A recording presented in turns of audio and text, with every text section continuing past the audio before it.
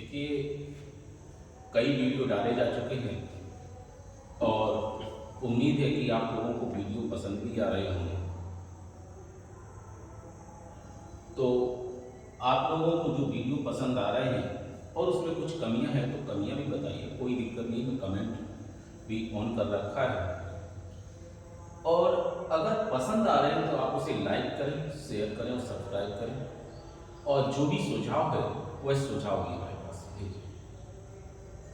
जब तक आप लोग सुझाव नहीं भेजेंगे तब तक हमें पता भी नहीं चलेगा कि आप लोगों की डिमांड क्या है और किस तरह की आप वीडियो चाहते हैं। और हाँ, अभी तो जीएस के टॉपिक से हमने अपनी क्लास शुरू की थी। अब इसमें मैं एक नया टॉपिक भी जोड़ रहा हूँ, करंट। ये करंट आपका न्यूज़पेपर और दूरदर्शन और आपके इनसाइड ऑन इंडिया या एमएचए की साइट से, पीआईबी की साइट से लिए जाएंगे और साथ ही साथ कोशिश की जाएगी कि आप तक सही करंट में कोई बदलाव ना हो, ताकि आप लोग उसका पूर्ण रूप से आनंद एग्जाम में ले सकें। अब आते हैं उस टॉपिक पर जहाँ से आपका क्लास चल रहा है। तो देखते हैं गौड़ वंश। गौड़ वंश के बारे में जानना चाहिए कि ये वंश कहाँ स्थापित हुआ था। ये वंश जो है बंगाल में स्थापित हुआ और इस वंश के संस्थापक हैं शशांक। शशांक ने अपनी राजधानी कर्णस्वर्ण को बनाया। शशांक कट्टर शैव था और यह विरोध के स्तर पर बौद्ध धर्म के विरोधी माने जाते हैं। यानी कि कहते हैं कट्टर शैव मतावलंबी हैं और बौद्ध विरोधी। बौद्ध के इस स्तर पर विरोध कर देते हैं कि जिस वृक्ष के नीचे बुद्ध को ज्ञान की प्राप्ति हुई थी, बोधि वृक्ष,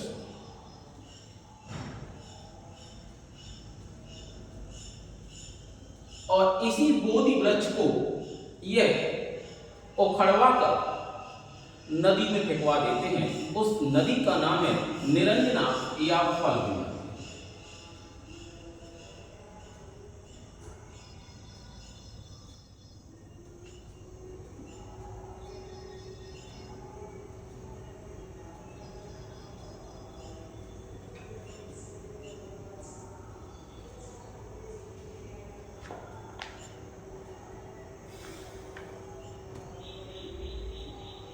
यानी कि बोधि वृक्ष को उखड़वा कर कहां फेंकवा दिया था? निरंजना।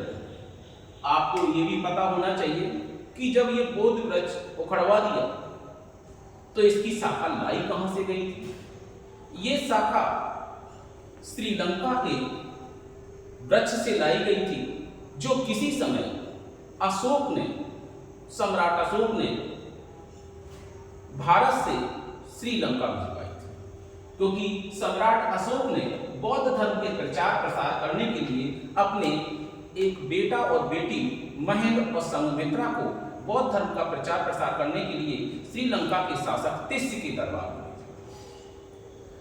और उन्होंने इसी बोधि वृक्ष की एक शाखा लेकर के वहां पर गए थे और उसी शाखा को वहां रोपित करवाया था, जिससे एक वृक्ष का निर्माण हुआ। उसी वृक्ष की शाखा पुनः इसी बोधि वृक्ष के स्थान पर फिर आरोपित कराई गई, लगवाई गई।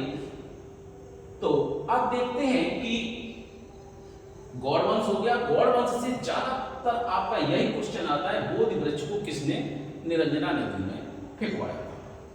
तो वो है शशांक। अब आते हैं अगला वंश, वाकाटक वंश। वाकाटक वंश जो है, इस वंश के संस्थापक बिंद शक्ति हैं। तो अब देखिए, इनसे एक क्वेश्चन आता है कि वाकाटक वंश के जो शासक हैं किस गोत्र के हैं?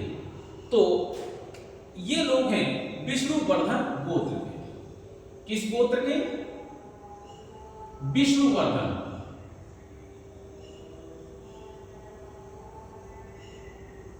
इनका गोत्र जो है विष्णुवर्धन गोत्र है। अब आता है कि भाई इनकी राजधानी क्या रही। इन्होंने अपनी राजधानी नागपुर में बनाई। नागपुर ये हालांकि यद्यपि ये वंश जो है आरंभ में कुछ वर्षों के पश्चात 2 शाखाओं में बढ़ जाता है, लेकिन पुनः फिर एक हो जाता है, लेकिन नागपुर शाखा इसकी प्रमुख है। अब देखिए इस वंश के प्रमुख शासक हैं प्रवरसेन प्रथम। इन्होंने 7 प्रकार के यज्ञ किए, लेकिन सबसे ज्यादा जो फेमस है अश्वमेध यज्ञ। इन्होंने 4 अश्वमेध यज्ञ किए हैं। तो अक्सर पूछा जाता है कि कौन सा शासक है जिसने 4 अश्वमेध यज्ञ किए थे। तो अश्वमेध यज्ञ 4 अश्वमेध यज्ञ करने वाले वाकाटक शासक हैं प्रवरसेन प्रथम।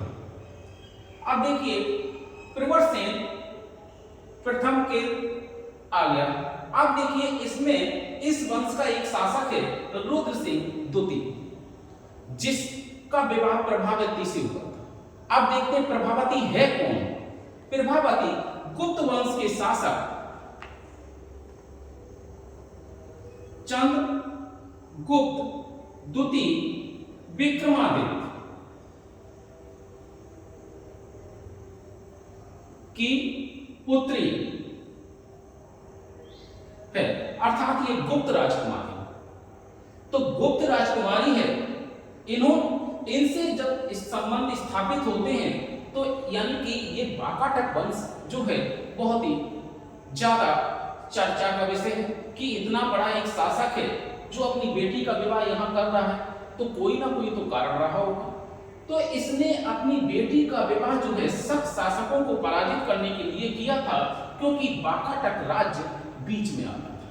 अगर उसके क्षेत्र से होकर गुजरना होगा तो संबंध या तो अच्छे हों या फिर युद्ध करके हम आगे। युद्ध करके आगे बढ़ना इतना संभव नहीं था, क्योंकि वाकाटक शासक साम्राज्य भी बहुत बड़ा था। तो इन्होंने संबंध बनाया, वैवाहिक संबंध बनाए, अपनी बेटी का विवाह किया। अब और रुद्र सिंह द्वितीय से जब अपनी बेटी का विवाह कर दिया तो इसकी वजह से सख्त शासक रुद्र सिंह तृतीय की हत्या कर यहाँ पर सहसांक की उपाधि ली और पहला चांदी का सिक्का इन्होंने जारी किया। तो चांदी का सिक्का जारी करने वाला पहला गुप्त शासक था विक्रमादित्य, यानी कि चंद्रगुप्त द्वितीय विक्रमादित्य। अब आते हैं कि भाई प्रभावती और रुद्र सिंह द्वितीय की कोई संतान भी होगी, उस संतान का नाम क्या है। इनकी मृत्यु के पश्चात कुछ समय के लिए प्रभावती इस वंश की शासका भी रही है। ठीक, तो इनकी संतान के रूप में दामोदर सेन चर्चा में रहते हैं। तो दामोदर सेन जो हैं इनके बेटे हैं। पुत्र दामोदर सेन।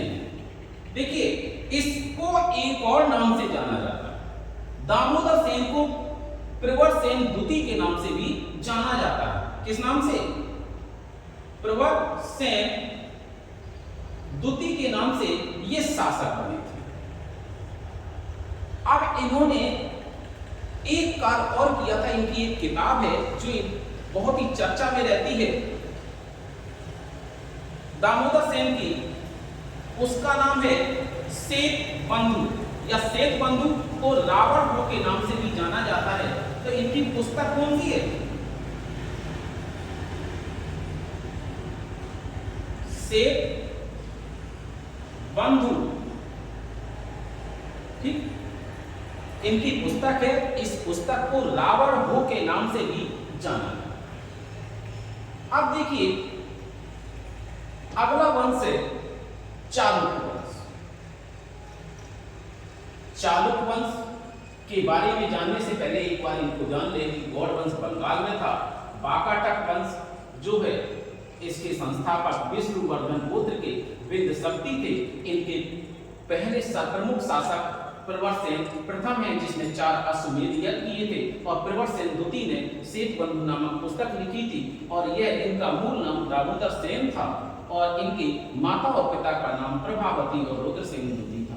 क्योंकि यहां पर देखिए चर्चा का विषय रुद्रसेन द्वितीय और रुद्रसेन तृतीय अक्सर विकल्पों में दिया जाता है। रुद्रसेन द्वितीय जो है ये प्रभावती के पति हैं, बाकाटक शासक हैं, लेकिन रुद्रसेन तृतीय हैं। रुद्रसिंह तृतीय जो शासक हैं जिनकी हत्या विक्रमादित्य या चंद्रगुप्त द्वितीय विक्रमादित्य ने की थी। अब आते हैं अगले चालुक्य वंश पर कि चालुक्य वंश के संस्थापक जय सिंह प्रथम है और चालुक्यों की राजधानी वातापी या बादामी है, इसीलिए इन्हें बादामी के या वातापी के चालुक्य के नाम से भी जाना जाता है।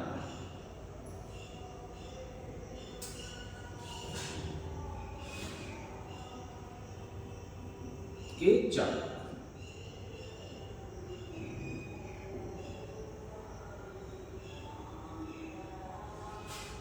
अब देखिए इस वंश का अंतिम शासक कीर्तिवर्मन द्वितीय है, लेकिन ये संस्थापक हैं, लेकिन वास्तव में चालुक्य वंश की स्थापना जो है में पुलकेशन प्रथम का हाथ ज्यादा माना जाता है, क्योंकि इसने क्या है वास्तविक रूप से इस वंश को स्थापित किया था।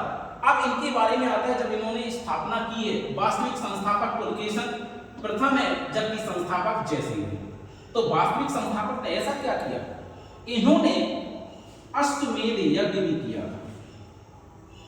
अश्वमेध यज्ञ याद रखिए, 4 अश्वमेध यज्ञ वाला शासक जो है फिर बाकाटक शासक प्रवरसेन प्रथम है, इसने 7 प्रकार के यज्ञ किए थे, लेकिन इसने क्या है अश्वमेध यज्ञ किया है। अश्वमेध यज्ञ बहुत ही चर्चा में रहता है।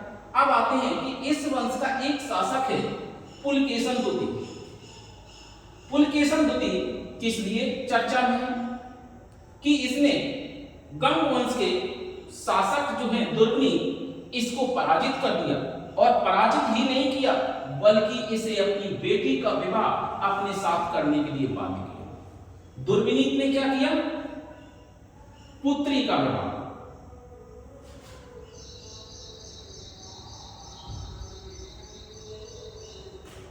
पुलकेशन द्वितीय से किया। अब आते हैं कि इसने पुलकेशन द्वितीय ने ही कन्नौज के या थानेश्वर के प्रसिद्ध शासक हर्षवर्धन को भी पराजित किया था। कहां पराजित किया था, इन्होंने नर्मदा नदी के तट पर, नर्मदा नदी के तट पर पराजित किया। पुलकेशन द्वितीय ने नर्मदा नदी के तट पर हर्षवर्धन को पराजित किया। अब इस पराजय का साक्ष्य कहां से मिलता है, इस पराजय का साक्ष्य पुलकेशन द्वितीय के ऐहोल प्रशस्ति से मिलता है। तो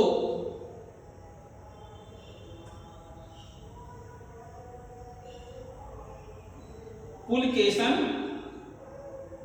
द्वितीय की ऐहोल प्रशस्ति, ऐहोल प्रशस्ति, ठीक, ऐहोल प्रशस्ति हमेशा चर्चा में रहती है, बहुत क्वेश्चन आता है इससे। अब एक क्वेश्चन आता है कि इस ऐहोल प्रशस्ति के रचनाकार कौन है। इस ऐहोल प्रशस्ति के रचनाकार हैं रवि कीर्ति। रवि कीर्ति रचनाकार,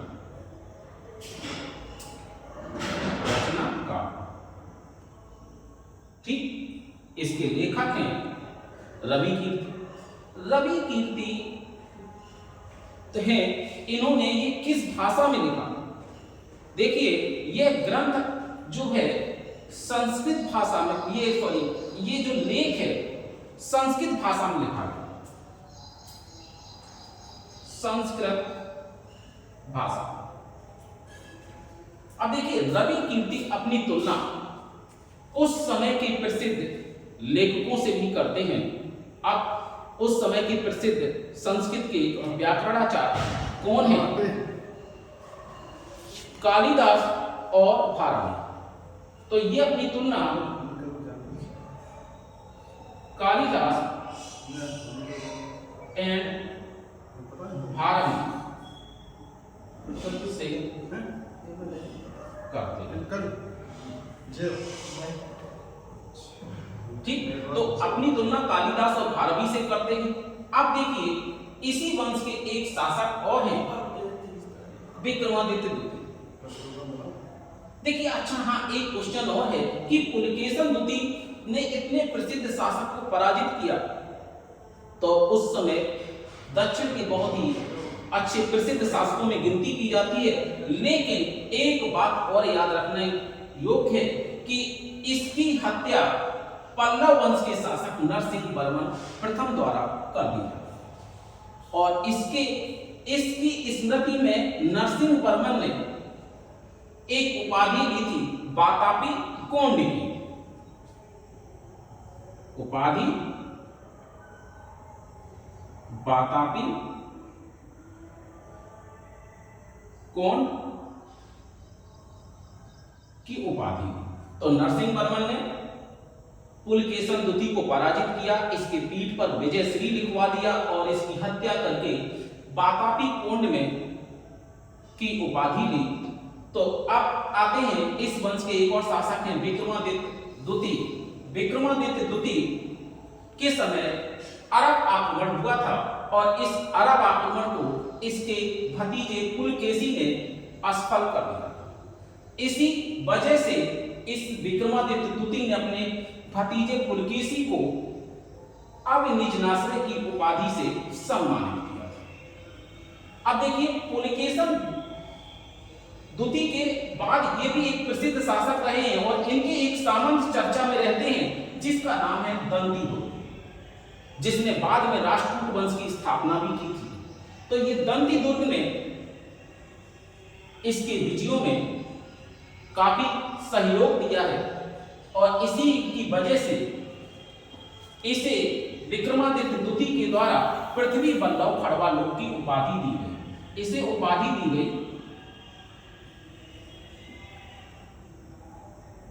पृथ्वी बल्लभ खड़वालोक की उपाधि दी गई।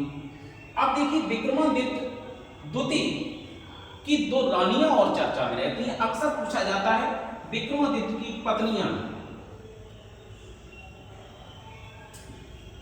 दोनों बहनें थीं और हेहई वंश की थी। हेहई वंश की राजकुमार थी।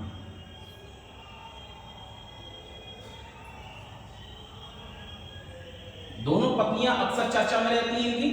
एक है त्रिलोक महादेवी और एक है लोक महादेवी। त्रिलोक महादेवी और एक लोक महादेवी। त्रिलोक महादेवी ने एक मंदिर बनवाया था, त्रिलोकेश्वर देवी का मंदिर, और लोक महादेवी ने पत्तादक्कल में विरूपाक्ष महादेव का मंदिर बनवाया। तो इन्होंने त्रिलोकेश्वर देव का मंदिर और इन्होंने महादेव का मंदिर बनवाया था, जिसे कहते हैं पत्तादक्कल में यह स्थित है। तो इस प्रकार से आपने देखा होगा इन वंश के बारे में अक्सर क्वेश्चन आते हैं, और यहाँ से जो क्वेश्चन आते हैं इतने ज्यादा अंदर से आ जाते हैं कि वो गलत होते हैं। तो ज्यादातर जो भी क्वेश्चन है आने वाले वो हमने आपके सामने चर्चा में कर दिए। अब आगे चलते हैं